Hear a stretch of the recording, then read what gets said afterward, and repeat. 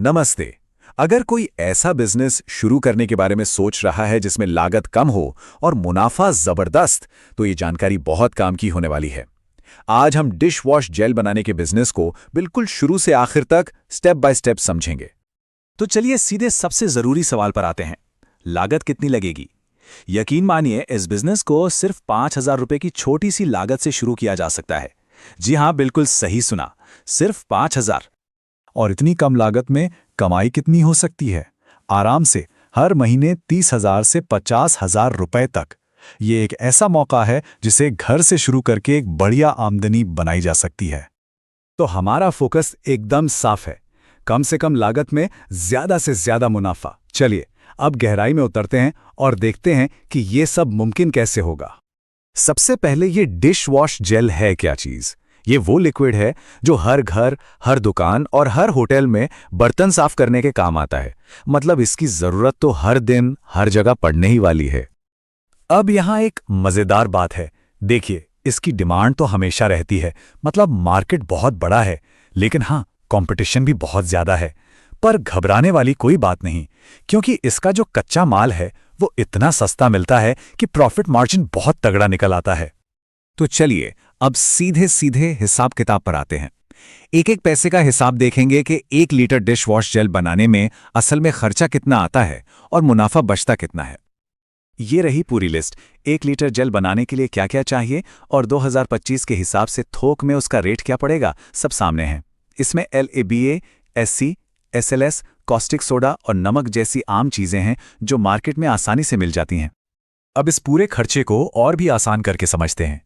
1 litre बनाने में LABA पर लगेंगे लगभग 10 रुपए, SLS पर 28 रुपए और बॉटल, स्टिकर और ढक्कन का खर्चा आएगा कोई 15 रुपए। बाकी सब तो बहुत ही मामूली खर्चे हैं। तो सब कुछ जोड़ने के बाद 1 लीटर डिश वॉश जेल बनाने की कुल लागत आती है सिर्फ 58 से 60 रुपए के बीच। हाँ, ये ध्यान रखिएगा कि गांव के इलाकों में ये 55 से 65 रुपए में बन जाता है और शहरों में शायद 60 से 70 तक पहुंच जाए। और ये देखिए, यहीं पर है मुनाफे का पूरा खेल। जो चीज 60 रुपए में बनकर तैयार हो रही है वो थोक में 70 से 90 रुपए में बिकती है और दुकानों पर यानी रिटेल में 90 से 120 रुपए तक में बिकती है। सोचिए जरा, कितना बड़ा फर्क है। मतलब साफ है, अगर सिर्फ थोक में भी माल बेचा जाए तो भी हर लीटर पर 30 से 35 रुपए का सीधा सीधा मुनाफा है। और अगर खुद रिटेल में बेचते हैं तो यही मुनाफा बढ़कर 40 से 60 रुपए तक हो जाता है। और अगर डिस्ट्रीब्यूटरशिप बना ली फिर तो प्रॉफिट और भी बढ़ जाएगा। हिसाब किताब तो जबरदस्त लग रहा है, पर सवाल यह है कि इसे बनाना कितना आसान या मुश्किल है। चलिए अब अगले हिस्से में चलते हैं और इसे बनाने का पूरा तरीका देखते हैं। इसका प्रोसेस बहुत ही सिंपल है। बस एक प्लास्टिक के ड्रम में पानी लीजिए और उसमें धीरे धीरे SLS मिलाते जाइए। फिर लैब्सा डालकर अच्छे से मिक्स करना है। जेल को गाढ़ा करने के लिए नमक और कॉस्टिक सोडा डालिए और बस आखिर में थोड़ा रंग और अच्छी सी खुशबू डालकर पैक कर दीजिए। हो गया प्रोडक्ट तैयार। ठीक है, प्रोडक्ट तो हमने बना लिया, लेकिन सबसे बड़ा सवाल, इसे बेचेंगे कहां? चलिए अब मार्केट और इसे बेचने की सबसे अच्छी स्ट्रैटेजी पर एक नजर डालते हैं। बेचने के लिए मार्केट की कोई कमी नहीं है। रिटेल की दुकानें, किराना स्टोर, बर्तन वाली दुकानें, होटल, ढाबे, बड़े बड़े होलसेलर, हर कोई इसे खरीदेगा। इतना ही नहीं, लोकल डिस्ट्रीब्यूटर बनाकर या फिर Amazon, फ्लिपकार्ट जैसी ऑनलाइन साइट्स पर भी इसे बेचा जा सकता है। जैसा कि हमने शुरू में बात की थी, बाजार में कंपटीशन तो है, तो इस भीड़ से अलग कैसे खड़े हों? इस मुकाबले को जीतने के लिए बस इन 3 बातों पर ध्यान देना है। पहली और सबसे असरदार ट्रिक, नींबू की खुशबू थोड़ी ज्यादा रखिए।